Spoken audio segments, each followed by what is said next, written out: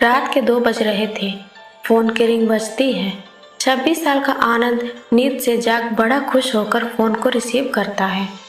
खुश इसलिए होता है क्योंकि उसकी नई नई गर्लफ्रेंड बिना टाइम देखे कभी भी उसको फोन कर देती है। फोन की दूसरी तरफ से आवाज आती है, जन्मदिन मुबारक हो बेटा, आज मेरा बेटा पूरे 26 साल का हो गया है, मैं बहुत खुश हूँ।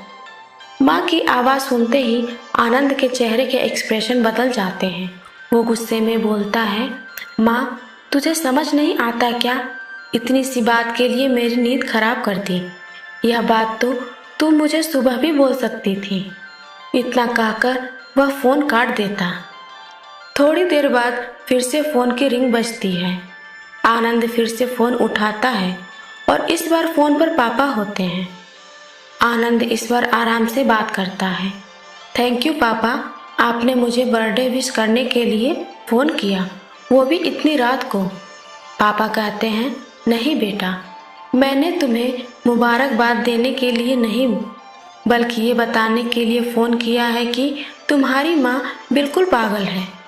वो इतनी पागल है कि पिछले 1 महीने से मुझे हर दिन तेरा बर्थडे याद दिलाते आ रही है। वो इतनी पागल है कि तू हमसे सैकड़ों किलोमीटर दूर है, फिर भी उसने यहाँ पर खुद अपने हाथों से तेरे लिए केक बनाया है। ऊपर से ये जिद कर बैठी है कि जब तक तुझे विश नहीं कर देती तब तक न खुद खाना खाएगी न मुझे खाने देगी। आनंद सब ध्यान से सुन रहा था और उसे अपनी गलती महसूस हो रही थी। वो बोला, नहीं पापा, माँ बिल्कुल पागल नहीं है। पापा कहते हैं, नहीं बेटा, तू अपनी माँ के पागलपन को नहीं जानता, मैं जानता हूँ। वह तो 26 साल पहले ही पागल हो गई थी। जब डॉक्टर ने उसे कहा था या तो हम बच्चे को बचा सकते हैं या आपको, उसने बिना 1 सेकेंड भी सोचे बच्चे को बचाने का फैसला ले लिया और मुझे भी कसम देकर उस फॉर्म पर साइन करने के लिए मना लिया था, जिस पर लिखा था उसकी ज़िंदगी इस ऑपरेशन से खतरे में और अगर उसे कुछ होता है तो उसके जिम्मेदार डॉक्टर नहीं होंगे। अब तू ही बता, बिना तुझे देखे जो औरत तेरे लिए मरने को तैयार हो जाए उसे हम पागल नहीं कहेंगे तो क्या कहेंगे? इतना कहकर पापा ने भी फ़ोन रख दिया। आनंद ने भी अब यह महसूस किया था कि वह जो कर रहा था वो भूल नहीं, गुनाह था। हाँ, एक बार किसी इंसान को दुख दो तो कोई बात नहीं, लेकिन भगवान को दुख देना गुनाह ही होता है और माँ भगवान से कम नहीं होती।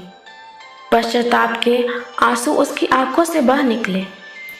सवेरा होते ही आनंद अपने घर की ओर रवाना हो गया। अपने माँ बाप से माफ़ी मांगने के लिए घर पहुँचते ही उसने पहले माँ से माफ़ी मांगी, जिसने उसे गले से लगा लिया। फिर वह अपने पापा से माफ़ी मांगने लगा। पापा ने कहा, कोई बात नहीं बेटा, जा तू वापस चला जा। तेरी माँ हमेशा कहती थी कि तू उसे बुढ़ापे में संभालेगा, लेकिन मैं उसे समझा दूंगा। जैसे आज तक मैं उसे संभालते आया हूँ वैसे ही आगे भी मैं उसका ख्याल रखूँगा। उसे भी यह समझ लेना चाहिए, जो बेटा उसके एक फ़ोन करने से परेशान हो जाए वह उसे उम्र भर क्या संभालेगा। बाप की ऐसी कड़वी बातें सुन आनंद की आंखें बहने लगी। वो सर झुकाए अपने बाप के सामने चुपचाप खड़ा रहा। अपने बेटे को परेशान देख माँ आगे आती है और पापा को कहती है, जाने दीजिए, माफ़ कर दीजिए, हमारा ही बेटा है। माँ की ममता का मोल ना कोई लगा पाया था ना कोई लगा पाएगा।